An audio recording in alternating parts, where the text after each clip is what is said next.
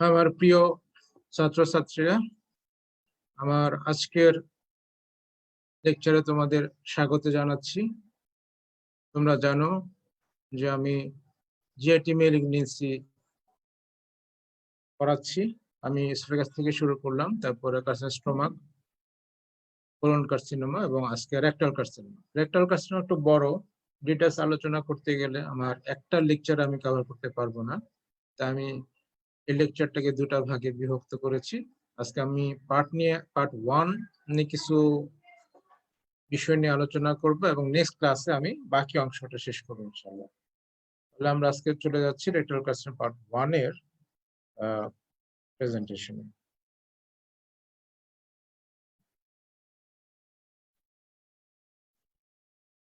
আমরা পার্ট 1 এবং পার্ট 2 মিলে যে টপিকগুলো নিয়ে আলোচনা করব সেগুলো হচ্ছে লার্নিং অবজেক্টিভ, সেগুলো হচ্ছে introduction, review of anatomy, incidence of rectal carcinoma, its factors, pathology, clinical features, staging, spread, investigations, and treatment নিয়ে আলোচনা করব।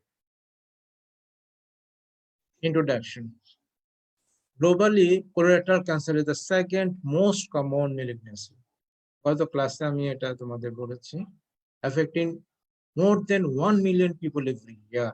তাহলে প্রতি বছর 10 লক্ষ মানুষেরও বেশি ইন্ডিভিজুয়াল colorectal carcinoma affected হয়, and resulting in around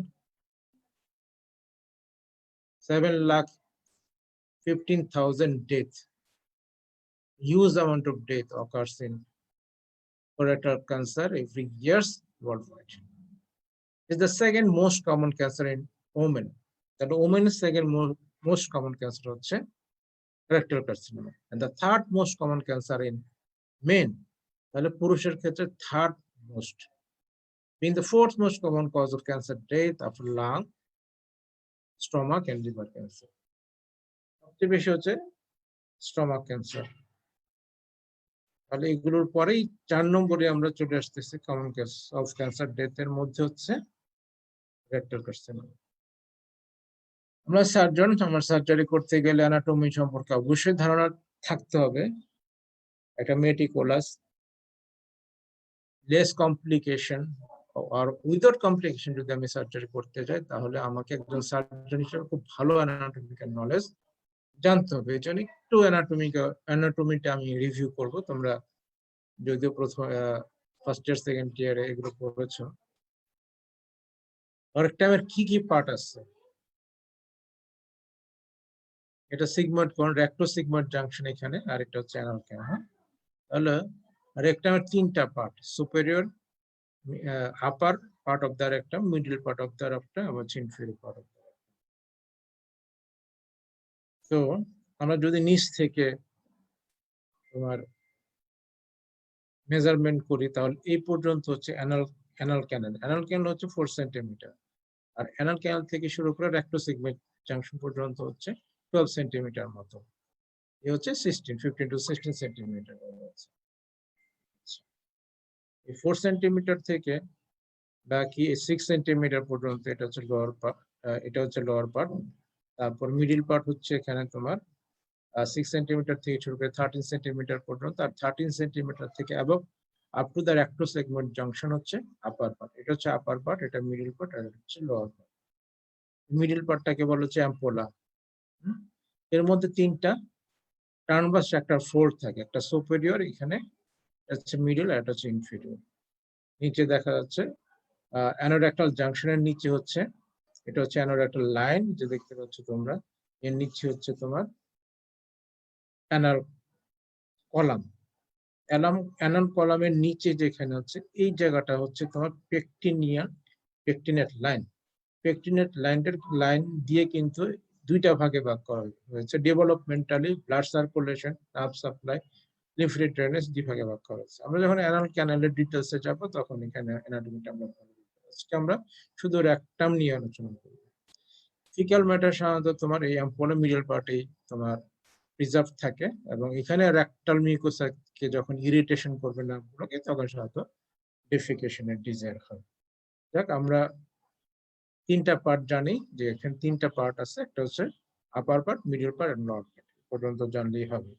আমরা যদি পেরিটোনিয়াল রিফ্লেকশনের কথা চিন্তা করি তাহলে এই আপার পার্ট অফ দ্য রেকটাম পর্যন্ত anteriorly, laterally on both sides, right and left, and posteriorly covered by the peritoneum.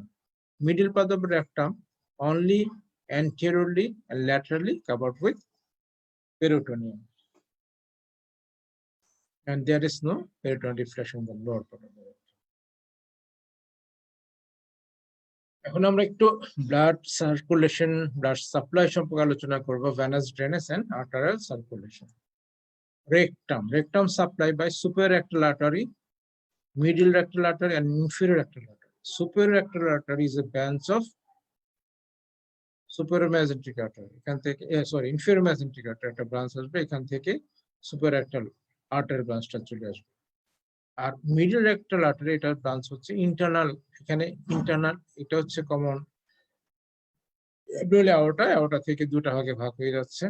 এটা হচ্ছে এক্সটার্নাল আইলেক আর এটা হচ্ছে ইন্টারনাল আইলেক। এই ইন্টারনাল আইলেক আর্টারি একটা ব্রাঞ্চ হচ্ছে মিডল রেক্টাল আর্টারি। আর ইনফিরিয়র রেক্টাল আর্টারি হচ্ছে ইন্টারনাল আইলেক আর্টারির একটা ব্রাঞ্চ থাকে ইন্টারনাল পোডান্ডাল আর্টারি, এখান থেকে নেমে আসবে ইনফিরিয়র রেক্টাল আর্টারি। এ হচ্ছে circulation of the rectum, blood circulation, arterial supply on both side. এদিকে চলে আসে ভেনাস ড্রেনেজ অফ রেক্টাম সম্পর্কে। Venous drainage portal vein plus system vein দু সাইড থেকে সার্কুলেশন হয়।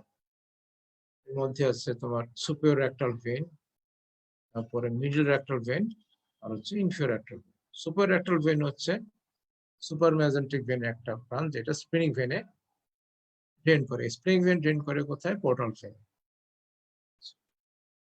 ইন্টারনাল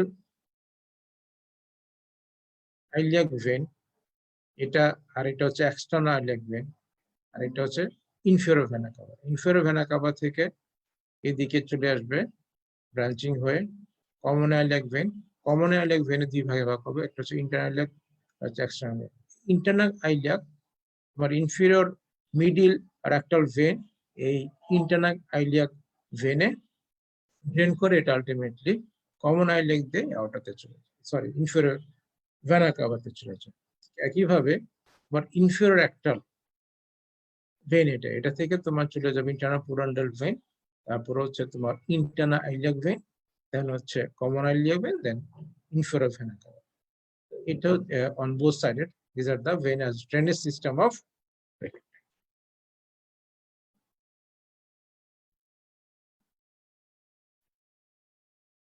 আমরা এখন জানবো লিম্ফেটিক ড্রেনেজ।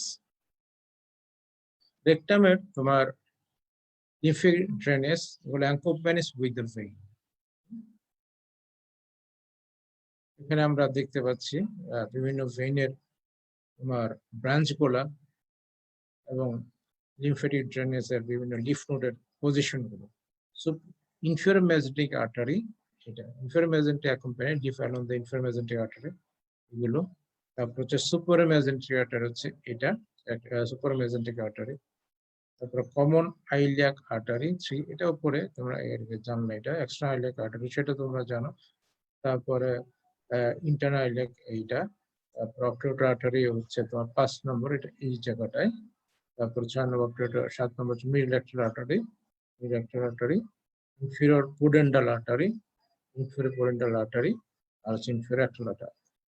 অ্যাকচুয়ালি তোমার এই ভেনাস সিস্টেম লিম্ফেটিক্স গুলো অ্যাকম্পানিজ দ্য ভেইন।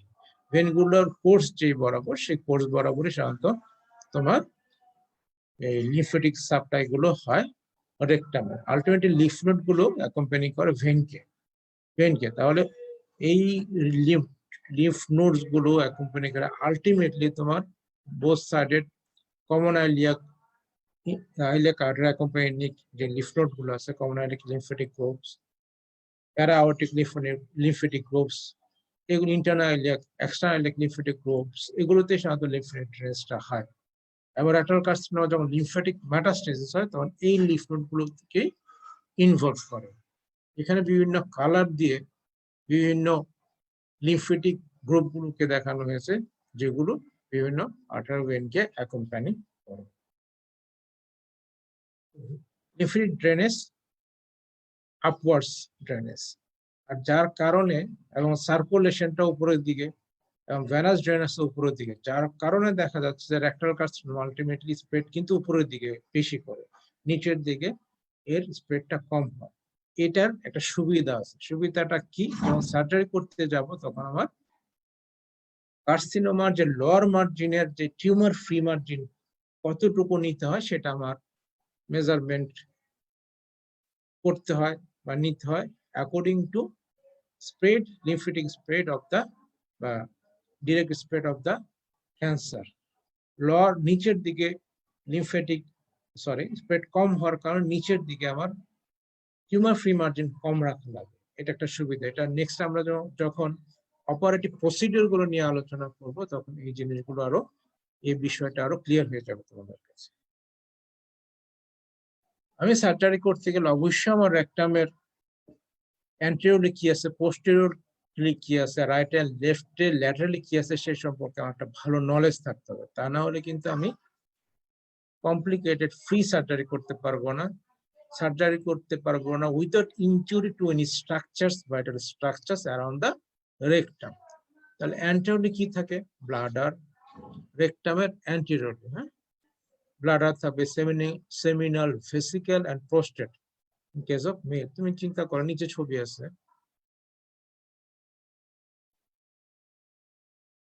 তাহলে অ্যান্টেরিয়রলি থাকবে bladder, seminal vesicle and prostate, Donenwiller's fascia in case of male, Pouch of Douglas and rectovaginal septum in case of female,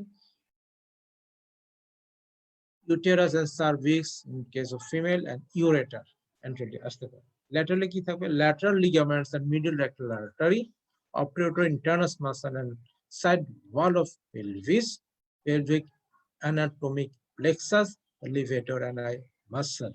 Laterally structure গুলো থাকবে both side, right and left. Then posteriorly কি থাকবে?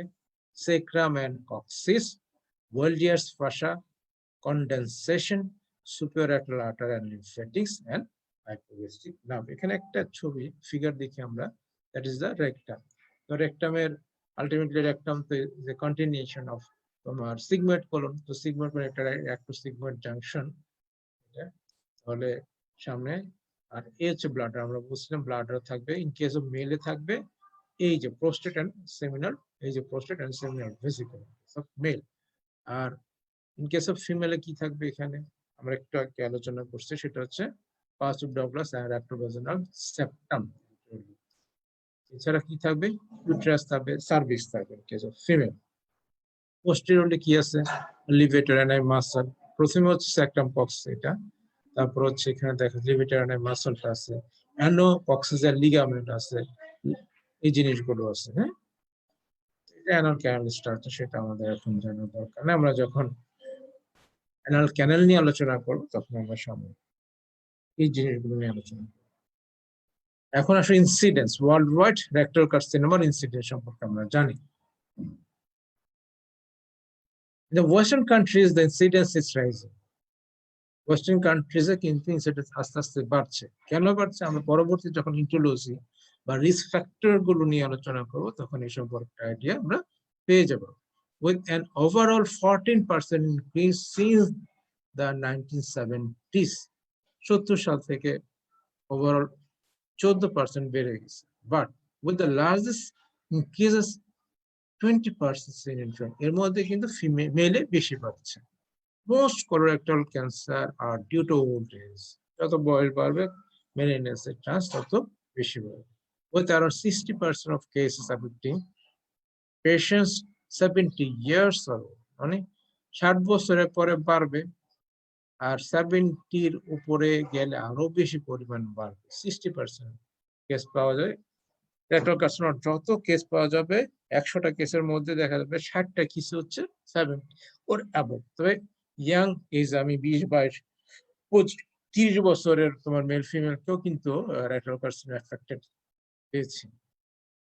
The rectum is the most frequent involved site, accompanying for approximately 1/3 of the cancer. আমরা কিন্তু colorectal cancer 1/3 গত ক্লাসে আমরা colonic carcinoma সম্পর্কে জেনেছি, সেখানে আমরা জানলাম যে রেকটামে কিন্তু 38% ভল্ভ হয়, 38%। সেকেন্ড মোস্ট কমন সাইট হচ্ছে সিগময়েড। তাহলে 1/3 যে বলছে ঠিক কাছাকাছি। ওদিকে চলে গেছি নিচে। রিস্ক ফ্যাক্টর গুলো কি? আমার 1 বলা হচ্ছে তোমার ডায়েট, খাবার দাবার একটা ব্যাপার আছে। এখন বলা হচ্ছে যে ওয়েস্টার্ন ওয়ার্ল্ডে কিন্তু বেশি হচ্ছে, কারণ কি ডায়েট, তারা spicy food, fried food, spicy না ঠিক, ফ্রাইড ফুড, মিট প্রোডাক্টস এগুলো বেশি খায়। তোমরা এর আগে জানো যে এটা কম্পারেটিভলি ভেজিটেবল গুলো কম খায়। এর কারণ কি? কোলোরেক্টাল কার্সিনোমা যখন আমরা আলোচনা করছি তখন বলছিলাম যে আমাদের মিট প্রোডাক্ট যেগুলো আছে, রেড মিট স্পেশালি, বিভিন্ন তোমার মাংসগুলো যখন খাওয়া হয় রেড মিট, আমাদের দেশে গরু, ছাগল, ওদের দেশে পোর্ক খায়, শুকুর খায়, এগুলো খায়। এগুলোর মধ্যে তোমার ultimately protein and protein product produce হয়। প্রোটিন প্রোডাক্টস এর মধ্যে একটা হচ্ছে নাইট্রোসামাইন। নাইট্রোসামাইনটা হচ্ছে একটা কার্সিনোজেন। তো বডিতে যত কার্সিনোজেন ইন্ট্রোডিউস হবে অত বেশি চান্স অফ ক্যান্সার বাড়বে।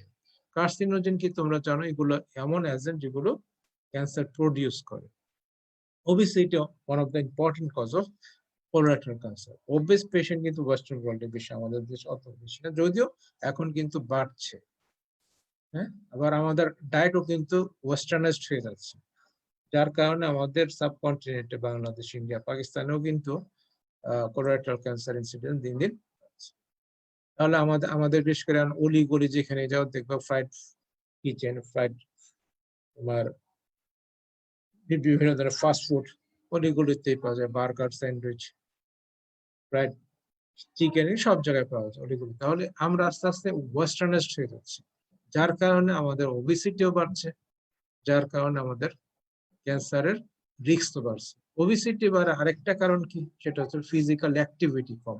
আমরা যখন ছোট ছিলাম মাঠে যেতাম, মাঠে খেলাধুলা করতাম, ফুটবল, ক্রিকেট খেলতাম। কিন্তু এখনকার বাচ্চারা কি করে, এখনকার ইয়াং জেনারেশন কি করে তোমরা সবাই জানো, সারাদিন ফেসবুক, ইন্টারনেট এগুলো নিয়ে পড়ে থাকে। তোমরাও থাকো। যাই হোক, এগুলো যত কম পারা যায়, আমাদের ফিজিক্যাল অ্যাক্টিভিটি বাড়াতে হবে, আমাদের খেলতে হবে, দৌড়াইতে হবে, সাইকেল চালাতে হবে, সাঁতার কাটতে হবে, ফিজিক্যাল অ্যাক্টিভিটি বাড়বে। অনেকে জিমে যায়, সেটাও ভালো। তাহলে ওবেসিটি যত কম থাকবে অত এই ক্যান্সার রিস্কটা কম। Smoking very important factor. Smoking আরেকটা, এর সাথে কিন্তু alcoholism, different types of drinks, soft drinks বলি, হার্ড ড্রিঙ্কস বলি, এগুলো কিন্তু সম্পর্কিত with the cancer of GIT. সব জায়গায় জিআইটি, যে কোনো ক্যান্সার, ওরাল কিউবিটিটোস, অ্যানাল, যে কোনো ক্যান্সারে কিন্তু স্মোকিং অথবা ড্রিঙ্কস, এগুলো soft drinks, hard drinks responsible risk factors. আর লেক অফ ফিজিক্যাল এক্সারসাইজ, যেটা সম্পর্কে একটু আগে আলোচনা হয়ে গেছে। একটু প্যাথোলজি সম্পর্কে জানবো। আমাদের আসলে ডিটেলস জানা দরকার নেই, তোমাদের আন্ডার গ্রাজুয়েট লেভেলে যতটুকু জানানো দরকার আমি সেটুকু তোমাদের সেই অংশটুকু বা সেই ভাগটাই পড়াবো। আর একটা কথা তোমাদের বলে যায়, আমি কিন্তু মেইনলি লেকচার দিই বেলেস এন্ড লাভের উপর। কারণ এমন একটা বই, যে বই আন্ডার গ্রাজুয়েটের জন্য যথেষ্ট পরিমাণ ইনফরমেশন দেয়া আছে, এটাই কিন্তু পড়লে যথেষ্ট। এমনকি আমরা যখন পোস্ট গ্রাজুয়েশন করি, তখন কিন্তু আমাদের মেইন বেস ছিল বেল এন্ড ল্যাব, এটাই ছিল মেইন বুক। এর সাথে সাপোর্টিং বেশ কিছু বই আমরা পড়তে হচ্ছে নলেজটাকে আরো আপগ্রেড করার জন্য, আপডেটেড করার জন্য। কিন্তু তোমার বেস, মূল ভিত্তি হবে বেল এন্ড ল্যাব। সুতরাং আমার লেকচারটা আমি মেইনলি ফলো করি, মেইনলি কি অ্যাবসলিউটলি ফলো করি বেল এন্ড ল্যাব। ছবিগুলো আমি অন্য জায়গা থেকে কালেক্ট করি, কিন্তু তোমার মূল যে বেসিকটা সেটা থাকে বেল এন্ড ল্যাব বেসড, যাতে এটা তোমাদের জন্য পড়তে সুবিধা হয়, বুঝতে সুবিধা হয়, তোমরা ইজিলি এটা নিতে পারো। এই জন্য আর তোমাদের আন্ডার গ্রাজুয়েট লেভেলে ওটা কি যথেষ্ট। তোমরা যখন পোস্ট গ্রাজুয়েশন করবে তখন আরো বেশি পড়তে হবে। আচ্ছা,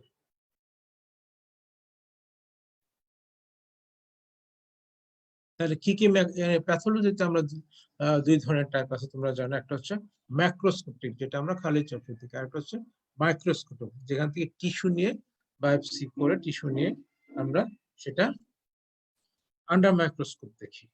তাহলে ম্যাক্রোস্কোপিক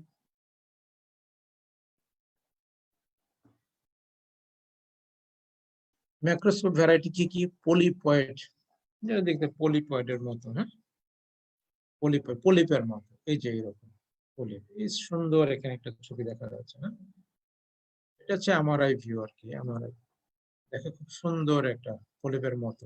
অ্যানুলার ভ্যারাইটি, এই যে এটা একবারে সরু হয়ে গেছে ভিতরে, এটা অ্যানুলার ভ্যারাইটি। এদিকে চলে আসে আলসারেটেড ভ্যারাইটি, আলসারেট, এই যে এই জায়গাটা আলসারের মতো ফর্মেশন। এছাড়া ইনফিল্ট্রেটিং ভ্যারাইটি একটু ভিতরে ঢুকে যাবে, অতটা আলসারের মতো হবে না, কিন্তু টিস্যুতে ঢুকে যাবে। কিন্তু প্রেজেন্টেশনটা ম্যাক্রোস্কোপিক্যালি এত ভালো দেখা যাবে না বা বোঝা যাবে না। মাইক্রোস্কোপিক্যালি এটা হচ্ছে অ্যাডেনোকার্সিনোমা, কারণ রেকটাল তোমার ইপিথেলিয়াল লাইনিং আমরা জানি কলামনার কার্সিনোমা থেকে যে ম্যালিগনেন্সি গুলো অ্যারাইজ করে all R adenocarcinoma.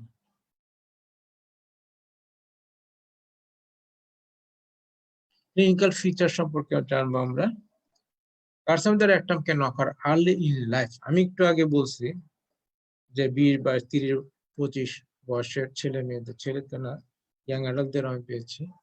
But the age of presentation is usually about 55 years. 55 years. 70% একটু আগের স্লাইড গুলো আমরা জানলাম যে 70 years এর উপরে ল্যাটারাল কার্সিনোমার চান্স হচ্ছে 60%, with the incidence rises rapid। মানে 50 উপরে যত বাড়বে অত ইনসিডেন্স রেট বাড়বে, যেটা আলোচনা হয়ে গেছে অলরেডি। কি কি সিমটম হবে? Bleeding is the earliest and most common symptoms। খুব দ্রুত যে সিমটমটা প্রেজেন্ট করে পেশেন্ট এবং খুব কমন সিমটম সেটা হচ্ছে bleeding. And typically the bleeding is bright red in color and painless। কালারটা ব্রাইট রেড এবং এটার কোনো পেইন থাকবে না। Painless bleeding. এখানে কিছু জরুরি কথা বলে নেওয়া দরকার।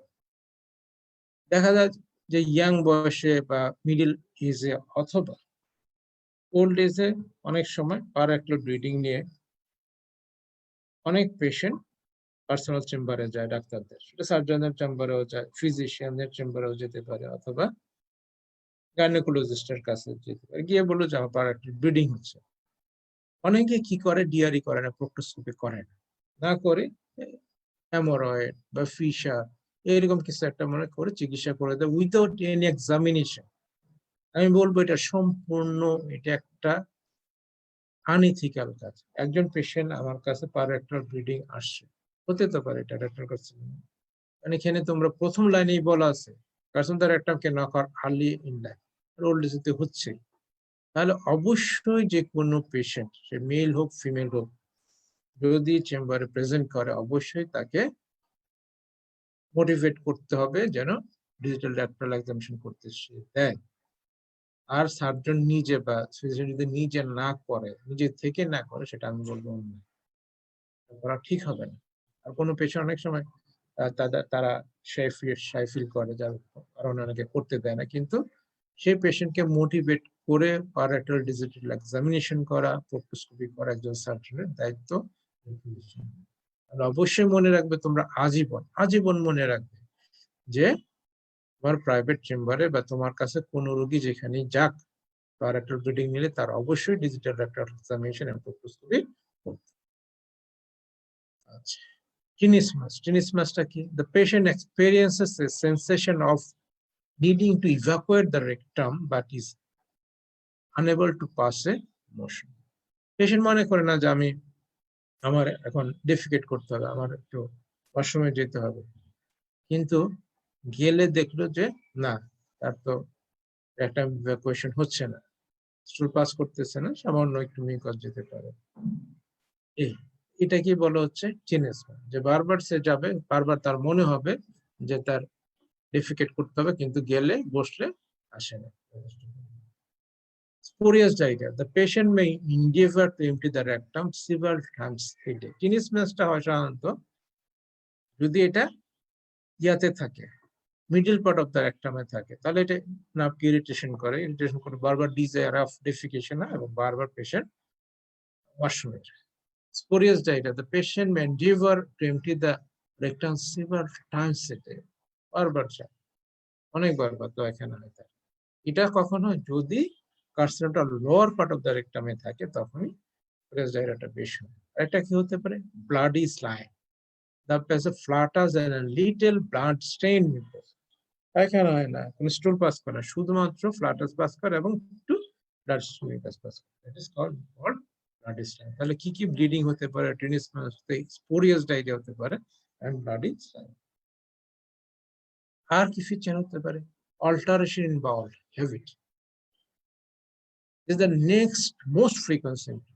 কিভাবে অল্টারেশন হতে পারে? একটা হচ্ছে ইনক্রিজ কনস্টিপেশন হতে পারে অথবা আর্লি মর্নিং ডায়রিয়া। অল্টারেশন, একবার কনস্টিপেশন একবার ডায়রিয়া, একবার কনস্টিপেশন একবার ডায়রিয়া। সাধারণত এমন দেখা যায় যে পেশেন্টের 2-3 দিন তোমার হয় না, ডেফিকেট হয় না, বাল মুভ করে না। তখন কি করে? সে একটা ফার্মেসিতে গেল, ফার্মেসির কাছ থেকে লেক্সিনা অথবা ডোরালাক্স ট্যাবলেট নিয়ে আসলো। এটা খেলো, খাওয়ার পরে দেখা যায় তার ডায়রিয়া শুরু হলো এবং এই যে 3-4 দিন যে স্ট্রোকটা জমা ছিল সেটা যেতেই থাকবে কয়েকদিন। তো 2-3 দিন থাকলো তার কনস্টিপেশন, আবার 2-3 দিন ডায়রিয়া। এই ফিচার নিয়ে পেশেন্ট প্রেজেন্ট করানোর সময় ফিজিশিয়ানের কাছে বা সার্জনের কাছে, এটাকে বলা হচ্ছে অল্টারেশন ডায়রিয়া। ইনক্রিজ কনস্টিপেশন কখন হবে? Annular carcinoma at the recto segment junction. যদি রেক্টো সেগমেন্ট জাংশনে কার্সিনোমার ভ্যারাইটি অ্যানুলার হয়, আমি ছবিতে প্রিভিয়াস স্লাইডে তোমাদের দেখিয়েছি, তাহলে সেক্ষেত্রে কনস্টিপেশনটা বেশি হয়। আর্লি মর্নিং ডায়রিয়া কখন হয়? যদি অ্যাম্পুলাতে থাকে। কেন হয় সেটা বলছি, বারবার ইরিটেশন করার জন্য। Pain is a late symptom. এখন যদি তোমার এক্সামিনার জিজ্ঞাসা করে যে বলো ক্লিনিক্যাল ফিচার একটা কার্সিনোমা, তুমি যদি প্রথমে পেইনটা বলো তাহলে তোমার মাথাটা গরম হয়ে যাবে। কারণ পেন হচ্ছে লেট সিম্পটম। ম্যাক্সিমাম কার্সিনোমাই হচ্ছে পেইনলেস। পেইন কখন হবে? যদি এটা অ্যাডভান্স হয়ে যায়। পেইন কখন হবে? যদি এটা কোন নার্ভকে ইরোড করে, ইনফিলট্রেট করে, প্রেশার ক্রিয়েট করে, তাহলে অথবা যদি ইনফেকশন হয় কার্সিনোমার মধ্যে, ইনফ্লামেশন হয়, সেক্ষেত্রে পেন হবে। নাহলে carcinoma usually painless. Pain is a late symptom, but pain of a colicky character may accompany advanced carcinoma of the rectus segment. Rectus segment হলো অনেক সময় colicky, কারণ এখানে obstructive feature হয়, বারবার peristalsis হয়, যার কারণে contracture relaxation হয়, যার কারণে pain, and is caused by some degree of obstruction. Rectus segment junction যদি হয় তাহলে obstruction এর subacute হতে পারে, acute হতে পারে, রিকারেন্ট বা ক্রনিক অবস্ট্রাকশনের ফিচার নিয়ে পেশেন্ট প্রেজেন্ট করতে পারে যখন অ্যাবডোমিনাল পেইন হতে পারে। When a deep carcinomatous ulcer of rectum erodes the prostate or bladder, there may be severe pain. Prostate এবং ব্লাডারে যদি ঢুকে যায় তোমার ক্যান্সারটা, তাহলে কিন্তু severe pain. Pain in the back or sciatica occurs when the cancer invades the sacral plexus.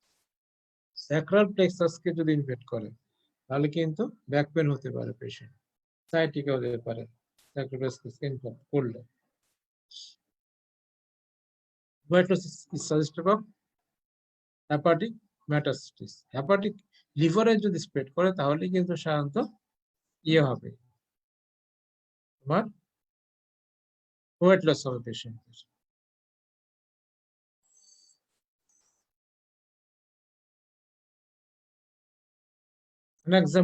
Examination করলে আমরা কি পাবো?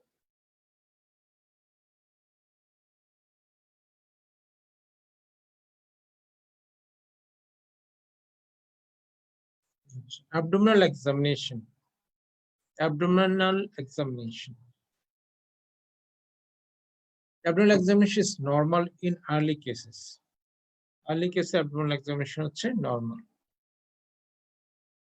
In case of stenosing tumors at the rectosegment junction, signs of subaqueous large bowel obstruction may be present with the abdominal distension. একটু আগে আলোচনা করছেন ব্যাপারে, rectosegment হয় তাহলে obstructive feature নিয়ে পেশেন্ট প্রেজেন্ট করতে পারে, সেই ক্ষেত্রে abdominal distension থাকতে পেশেন্ট পেইন থাকতে পারে। If liver metastasis is present, an enlarged liver may be pulpal. Liver metastasis liver pulpal হতে পারে স্বাভাবিক।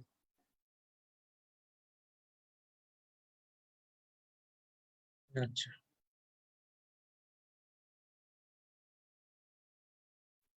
হতে পারে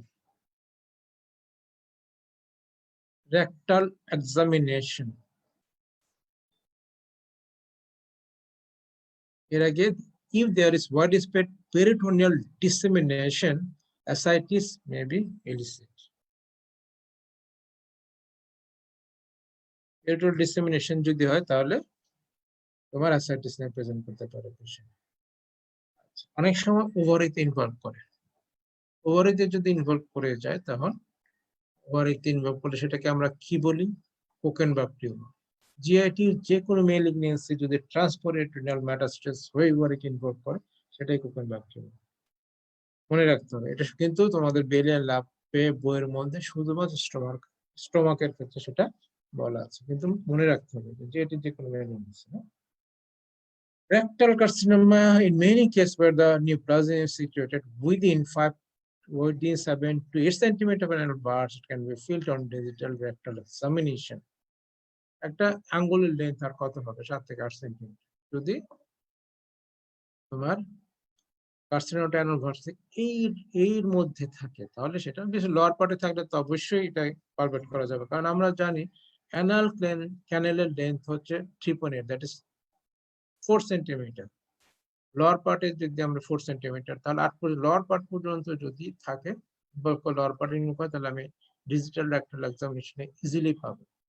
মিডল পার্টে হলে আমি ফিঙ্গারের টিপ দিয়ে সেটা পারফেক্ট, তাহলে অবশ্যই ডিজিটাল রেক্টাল এক্সামিনেশন করার সময় দেখতে হবে এখানে কোনো গ্রোথ আছে কিনা। ওটা কিরকম হতে পারে, পলিপয়েড, এটা কলিফ্লাওয়ারের মতো, পলিপের মতো, একটা আলসারেটেড হতে পারে, ইনুলার ভ্যারাইটি হতে পারে, এই ধরনের এগুলো যদি হয় তা আমি আঙ্গুলে পাবো। এবং আমি যখন ডিজিটাল রেক্টাল এক্সামিনেশন করবো দেখা যেতে যে ফিঙ্গার উইথড্র করার পরে ব্লাড স্টেন পাওয়া যেতে পারে। এখানে একটা ছবির মাধ্যমে আমি দেখানোর চেষ্টা করছি যে রেক্টাল কার্সিনোমা কি কি ধরনের সিমটম হতে পারে তোমাদের সুবিধার জন্য। কার্সিনোমা রেকটাম এখানে মিডল পার্টে আছে। কি হতে পারে, কনস্টিপেশন হতে পারে পেশেন্ট, আমরা জানি ইনক্রিজ কনস্টিপেশন একটা সিগন্যাল জাংশন দিতে হয়। ডায়রিয়া, কত ধরনের ডায়রিয়া হয়, একটা হচ্ছে আর্লি মর্নিং ডায়রিয়া হয় যেটা আল্ট্রাসাউন্ড বাউল এভিটেবল, একটা হচ্ছে স্পোরিয়াস ডায়রিয়া হতে পারে। ব্লাড ইন স্টোন, এটা হচ্ছে most common earliest and most common symptom of rectal carcinoma. Narrow stool, যদি একটা সিগমেন্ট জাংশনে একবারে ইয়া হয় তোমার স্টেনোস অ্যানুলার হয়ে যায় সেই ক্ষেত্রে কিন্তু স্টুলটা ন্যারো হতে পারে। আনএক্সপ্লেইনড এনিমিয়া, পেশেন্টের এনিমিয়া হবে, এনিমিয়া একটা হচ্ছে ব্লাড লস হচ্ছে আর একটা হচ্ছে কার্সিনোমার জন্য। টেন্ডার অ্যাবডোমেন অর অ্যাবডোমেনাল পেইন, কখন যদি রেক্টো সেগমেন্ট থাকে হয় এবং যদি পেশেন্টটা অবস্ট্রাকটিভ ফিচার নিয়ে আসে সেক্ষেত্রে patient abdominal distension, abdominal pain, abdominal tenderness থাকতে পারে। আনএক্সপ্লেইনড ওয়েট লস, কখন যদি লিভারে মেটাস্টেসিস হয়ে যায়। আর উইকনেস এন্ড ফ্যাটিগ, স্বাভাবিক পেশেন্টের প্রচুর ব্লিডিং হচ্ছে, কার্সিনোমা হচ্ছে, ওয়েট লস হচ্ছে, অ্যানোরেক্সিয়া হচ্ছে, খেতে পারছে না সে, তাহলে সেগুলো অবশ্যই হবে। এখানে আমি ক্লিনিক্যাল ফিচার বলছি, কিন্তু প্রত্যেকটা কার্সিনোমার মেটাস্টেটে কিছু ফিচার আছে যেগুলো এখানে মেনশন করা হয় না। সেগুলো কি, যদি তার চেস্ট ইনভলভ হয় তাহলে কি হবে, চেস্ট পেন হতে পারে, রেসপিরেটরি ডিস্ট্রেস হতে পারে, কাফ হতে পারে, হেমোপটাইসিস হতে পারে। লিভার ইনভলভমেন্ট কি হলে কি হবে, জন্ডিস হতে পারে পেশেন্ট, জন্ডিস। বোনে যদি ইনভলভমেন্ট তাহলে কি হবে, বোনে যদি ইনভলভ হয় তাহলে বোন পেন হবে। ইউজুয়ালি কোন কোন বোন ইনভলভ করতে পারে, রেকটাম কার্সিনোমা, স্যাক্রামকে, অক্সিসকে, তাহলে ব্যাক পেন হবে। আচ্ছা, অনেক সময় কোরেটাল কার্সিনোমা ব্রেনে মেটাস্টেসিস হয়েছে, তাহলে কি হবে, রেজ অফ ইন, সেই ব্রেনে যদি মেটাস্টেসিস হয় তাহলে সেটা স্পেস অকুপাই একটা লিশন হবে, তাহলে রেজ অফ ইন্টারক্রেনিয়াল প্রেসারে যে সিম্পটম গুলো হয় সেটা হবে। সেটা কি, যেমন হেডেক হতে পারে, ভমিটিং হতে পারে, কনভালশন হতে পারে, তারপর অন এক্সামিনেশনে ব্রেডিকার্ডিয়া হতে পারে, হাইপার টেনশন হতে পারে, এবং অপথলমোলজিক্যালি যদি আমরা ফান্ডোস্কোপি করি তাহলে দেখা যাবে পেপিলিডিমা পাওয়া যেতে পারে। তাহলে this are the symptoms and sign of rectal carcinoma. Spread of carcinoma, এটা ভুল হয়েছে, এখানে হবে আসলে কার্সিনোমা রেকটাম। যাই হোক, স্প্রেড অফ কার্সিনোমা রেকটাম হবে।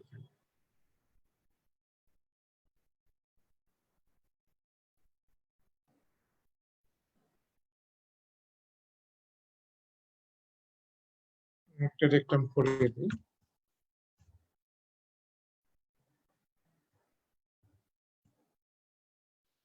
Spread of carcinoma rectum.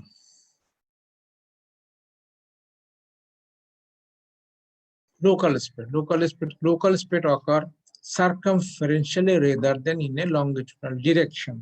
Colorectal carcinoma কিন্তু তিন ডিরেকশনে তোমার লোকাল স্প্রেড হয়। আমরা কিন্তু ওই যে কার্সিনোমা কোলনে জেনেছি, একটা হচ্ছে সার্কামফারেন্সিয়াল, এটা লোমের চারিদিকে ঘুরে ঘুরে হবে, লঙ্গিটুডাল লম্বা এরকম লম্বা একটা রেডিয়াল এখানে আছে, যদি এরকম চারিদিকে রেডিয়াল স্পোকের মতো ছড়াই যাবে, রেডিয়াল লঙ্গিটুডাল সার্কামফারেন্সিয়াল ঘুরে, তাহলে সার্কামফারেন্সিয়ালটা বেশি হয়। If penetration occurs anteriorly male এবং ফিমেল কি আছে রিলেশন, সেটা আমরা আগের স্লাইডে জেনে আসছি। Anteriorly posterior seminal vesicle bladder are involved in case of male. Female vagina uterus. গত স্লাইডে আমরা রিলেশন যখন পড়লাম তখন কিন্তু এগুলো আমরা জেনেছি, তাহলে সেটা আমার মাথায় চিন্তা রাখলেই আমি বুঝতে পারবো যে লোকাল স্প্রেড কোন কোন অর্গানকে ইনভলভ করতে পারে। Neither says if the penetration is lateral, a ureter may be beside uterus. Posterior penetration may reach the sacrum and the sacral plexus. আগে আলোচনা হলো যে যখন পেশেন্টের পেইন হবে প্রচন্ড সাইড কি হবে, and downward spread of more than a few centimeters here. আমি একটু আগে আলোচনা করছি কিছুক্ষণ আগে যে এর ব্লাড সার্কুলেশন উপর থেকে আসে, ভেনাস ড্রেনেজ উপর দিকে, যা লেফট আর লিম্ফ যেহেতু ভেন গুলোকে অ্যাকম্পানি করে, ভাস্কুলার সিস্টেমকে অ্যাকম্পানি করে, তাহলে ভেনাস ড্রেনেজ লিম্ফেটিক ড্রেনেজ উপরের দিকে, যার ফলে এর স্প্রেডটা উপরের দিকে হয়। ডাউনওয়ার্ড স্প্রেড খুব কম হয়, এবং এটা একটা সার্জিক্যাল সুবিধা আছে। কি সুবিধা সেটা আমরা যখন সার্জারি করব তখন জানবো। পেট কোথায় কোথায় হতে পারে, এখানে একটা তোমার এমআইআর এর একটা ছবি দেওয়া আছে, ব্লাডার হতে পারে, মেইনলি প্রোস্টেট হতে পারে, সেমিনাল ভেসিকল হতে পারে। এটা রেকটাম, এটা হচ্ছে প্রোটটা, অ্যানাস হচ্ছে এটা, তোমরা যাচ্ছ। আর ব্যাকে যদি যে আমরা সেক্টামকে কক্সিসকে স্যাক্রাল প্লেক্সাসকে ইনভলভ করতে পারি, এটা হচ্ছে মেইলের একটা ছবি। লিম্ফেটিক স্প্রেড সম্পর্কে আমরা জানলাম, ওইটা ইয়ার মতোই হবে, এখানেও কোলন আসছে, এটাও ভুল করছি।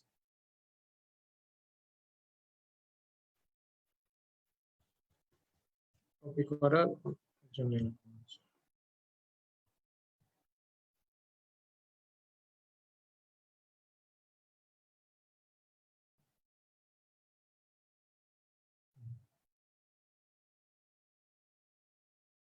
lymphatic spread, আমি আগে বলছি যে এটা accompanies the vein. Lymphatic spread form a carcinoma of the rectum above the peritoneal reflection occurs almost exclusively in upward direction. Above the peritoneal reflection, মানে কি middle part of the rectum পর্যন্ত।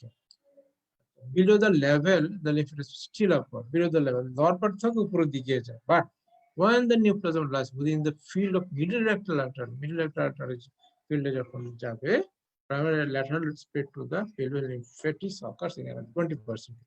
Middle lateral artery level চলে গেলে তখন একটু lateral spread হয়, আর বাকি সব সময়গুলো আপওয়ার্ড হয়। আমরা একটু লেভেলটা দেখে আসি। এই যে মিডল রেক্টাল আর্টারি এই জায়গাতে, তাই না, এই লোয়ার পার্টে, তাহলে এখানে যখন আসলো এখান থেকে এই ল্যাটারাল স্প্রেড হবে, আর বাকি সুপার রেক্টাল আর্টারি দিয়ে যতগুলো আছে সব দিকে চলে যাবে।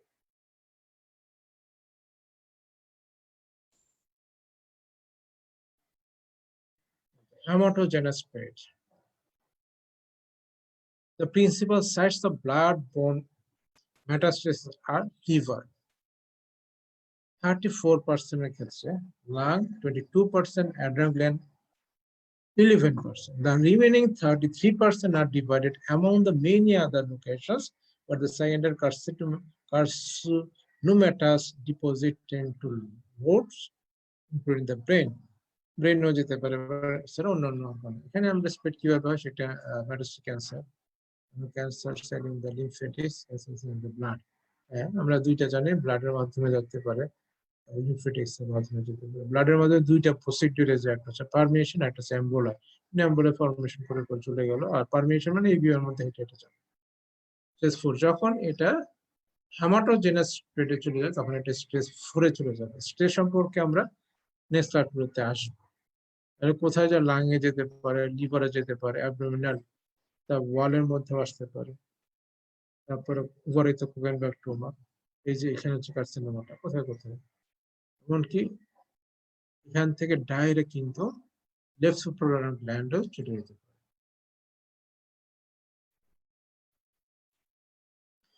Spread of the carcinoma of the আবার colon, আসলে স্প্রেড দুইটা একই রকম।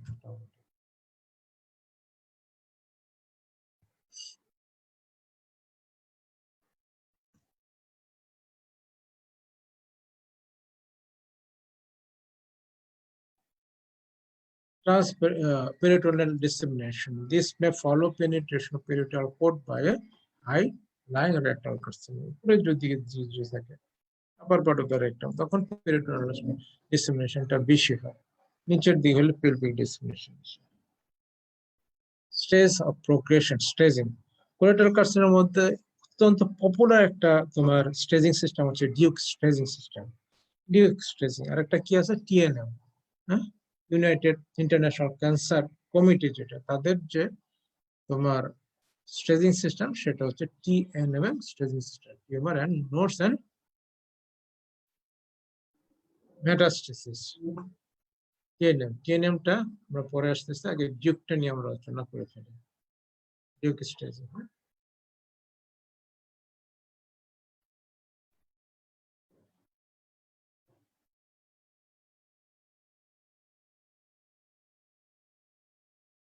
Duke classified carcinoma of the rectum into 3 stages. Is the growth is limited to the rectal wall. 15% ক্ষেত্রে ছবিটা দেখে আসি, এই যে এটা rectal wall এ শুধুমাত্র থাকবে, rectal wall।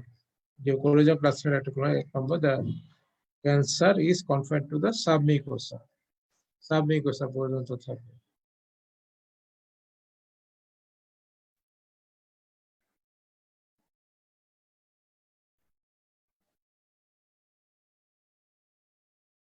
And এটা 15% prognosis excellent, submucosa পর্যন্ত যদি থাকে সেটা prognosis confined to the rectal wall কথা বলা হচ্ছে, mainly submucosa।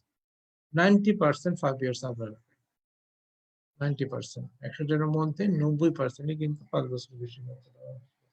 B, the growth is extended to the extrarectal tissue, rectal এর বাইরে চলে যাবে, but not metastasis to regional lymph nodes। extrarectal tissue K involve করবে কিন্তু লিফ নোড কে involve করবে না। The carcinoma penetrates muscular propria, muscle layer তোমরা জানো, ইনার তোমার লংগেট, ইনার হচ্ছে তোমার সার্কুলার আর হচ্ছে আউটার হচ্ছে লংগেশন। এই মাসল লেয়ার পর্যন্ত ইনভলভ করে গেল, পরে একটা একটু বাহিরের দিকে চলে গেল, এটা হচ্ছে তোমার একটা ভাষা, এখানে একটু ইনভলভ করে গেল সার্কুলেশন, তাহলে সেটা হচ্ছে তোমার সরি বি। সি কোনটা? সি, আচ্ছা ইয়ার তো প্রগনোসিস জানলাম না আমরা, আচ্ছা এটার পার্সেন্টেজ কত? 35%, আর প্রগনোসিস হচ্ছে রিজনেবল, 70%। তাহলে এখন আসি আমরা সি সম্পর্কে জানি। there are secondary deposits in the regional lymph node, যদি রিজিওনাল লিম্ফ নোড কে ইনভলভ করে যায় তখন এটাকে আমরা বলবো যে রিজিওনাল লিম্ফ নোড, সেটা আমরা সি বলবো, হ্যাঁ, ড্রেনিং লিম্ফ নোড। এই lymph node accompany the vessel, আমি আগেও বলছি, এগুলোকে বলছি। তাহলে এ হচ্ছে যদি রেক্টাল ওয়ালে কনফাইন্ড থাকে, মেইনলি সাবমিউকোসা। বি হচ্ছে এক্সট্রা রেক্টাল টিস্যুকে এখানে ইনভলভ করে, that is muscularis propria, muscularis propria muscle layer, inner circular outer long, এই মাসেল লেয়ারটাকে ইনভলভ করে যদি extra rectal major rectal tissue পর্যন্ত চলে যায়, পাশা পর্যন্ত চলে যায়, সি হচ্ছে যদি রেক্টাল ওয়ালটাকে বায়াস করে ফিল্ট্রেট করে আর রিজিওনাল লিম্ফ নোড গুলোকে ইনভলভ করে যায়, সেটাকে বলা হচ্ছে সি এর ক্ষেত্রে বলা হচ্ছে 50%। তাহলে আমরা এ পাবো 15%, বি পাবো যেটা স্টেজে সেটা হচ্ছে 35%, আর সি হচ্ছে 50%। They are subject to C1, in which the local parietal lymph nodes along are involved, or C2, in which the nodes accompanying the supply blood vessel are plicated up to the point of deviation process 4. এখানে একটু দেখে নিই, এটা হচ্ছে C1, যে প্যারারেক্টাল টিস্যুতে একটা আশেপাশে যদি লিম্ফ গুলাকে ইনভলভ করে, এটা হচ্ছে C1। C2 কি? অ্যাকম্পানিং ভেসেলস, এগুলোতে চলে গেলে তখন আমরা বলবো C2। আর এটা হচ্ছে C1, এটা হচ্ছে C1 হচ্ছে অ্যাকম্পানিং লিম্ফ নোড। প্যারারেক্টাল ওয়ালের পাশাপাশি যেগুলো থাকে, ওয়ালের পাশে প্যারারেক্টাল সাইটে, যেগুলো ব্লাড ভেসেলকে অ্যাকম্পানি করে, যে নোডস গুলো, সেগুলো হবে C2।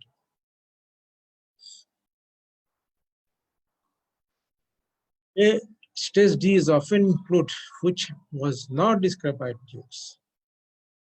D হচ্ছে distal metastasis.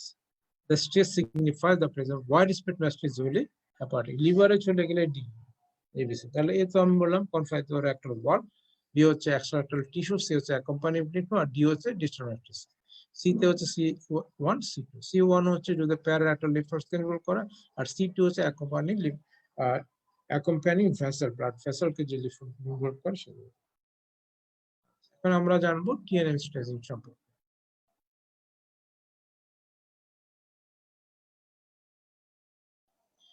TNM, T represent the extent of local spread, and there are 4 grades.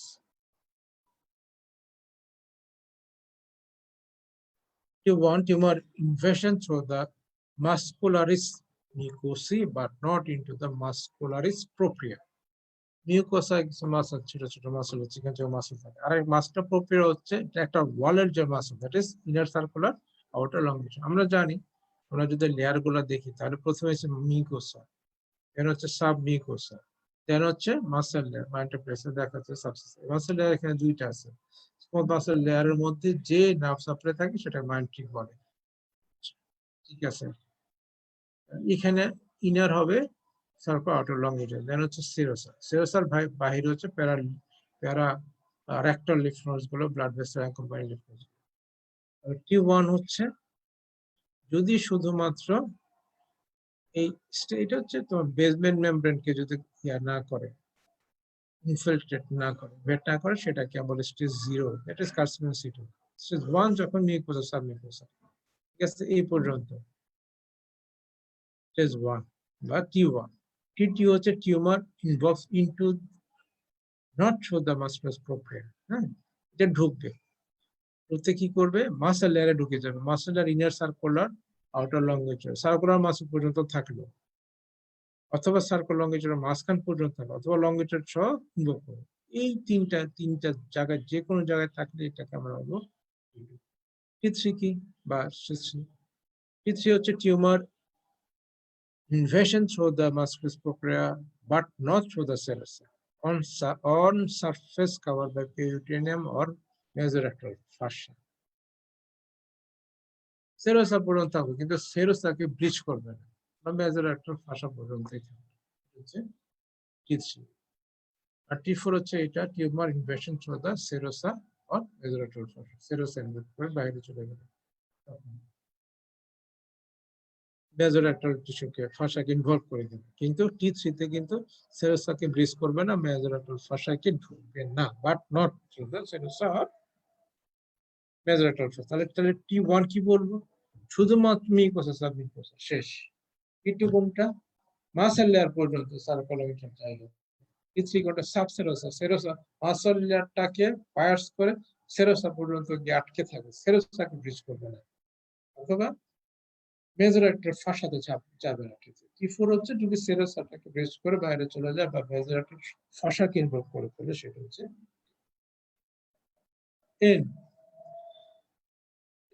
N describe nodal involvement.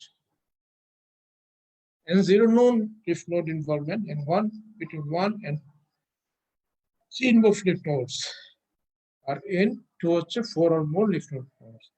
তোমরা জানো, ছবিতে আগে আমি দেখাইছি। এদিকে যদি থেকে যায় N1, এই পর্যন্ত যদি আসে পরে 2, 3, এদিকে যদি চলে আসে তাহলে হচ্ছে তো M2, এদিকে যদি চলে আসে তাহলে M3, কত ডিস্টেন্স পাবে।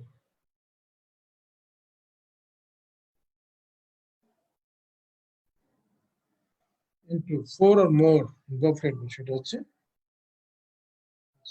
M. M indicates the presence of distant metastasis. সব কি মানে বলতে M0 হচ্ছে no distant metastasis, M1 হচ্ছে distant metastasis। distant metastasis কোনগুলো? লিভার, ব্রেন, তারপরে বোনস, অ্যাড্রিনাল গ্ল্যান্ড গুলো হচ্ছে তোমার। আজকে আমরা এই পর্যন্ত আলোচনা করব। নেক্সট ক্লাসে আমরা ইনভেস্টিগেশনস, দেন হচ্ছে ট্রিটমেন্ট, প্রগনোসিস, এগুলো নিয়ে আলোচনা করবো নেক্সট ক্লাসে। আজকে এই পর্যন্তই, কারণ ট্রিটমেন্টটা একটু জটিল, এগুলো একটু ভালো করে বুঝতে হবে, তারপরে বুঝতে হবে। একদিনে সবগুলো করতে গেলে আমরা আসলে আজকে পর্যন্তই। সবাইকে ধন্যবাদ। আশা করি নেক্সট ক্লাসে তোমরা আমার সাথে থাকবে এবং পুরো লেকচারটাকে ফলো করবে।